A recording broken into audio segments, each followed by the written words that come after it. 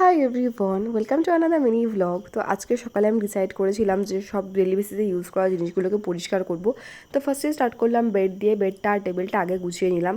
দেন একটা বাটিতে জল, সর্ষের তেল আর ভিনেগার দিয়ে একটা মিক্সচার বানিয়ে আমার এই খাটটাকে পরিষ্কার করছি। যেহেতু কাঠের জিনিস, এভাবে পরিষ্কার করলে বেশ একটা শাইনও প্রোভাইড করে। এছাড়া একটা বাটি নিয়েছিলাম যেটার মধ্যে জল ছিল, ভিনেগার আর বেকিং সোডা দিয়ে মার্বেলের এই ফ্লোরিংটা ক্লিয়ার করছি। এটাতে অনেক পুরনো পুরনো দাগ পড়ে গেছে, দেখতে বড্ড বাজে লাগে। দেখলাম এভাবে পরিষ্কার করলে বেশ একদম সহজেই পরিষ্কার হয়ে গেল। এগুলো সব ইউটিউব দেখেই জানতে পেরেছি আমি। তারপর আজকে আমি অনেক কাজ করেছি, একদম হাঁপিয়ে গেছি। রেগুলারের কাজ রেগুলার না করলে যেটা হয়।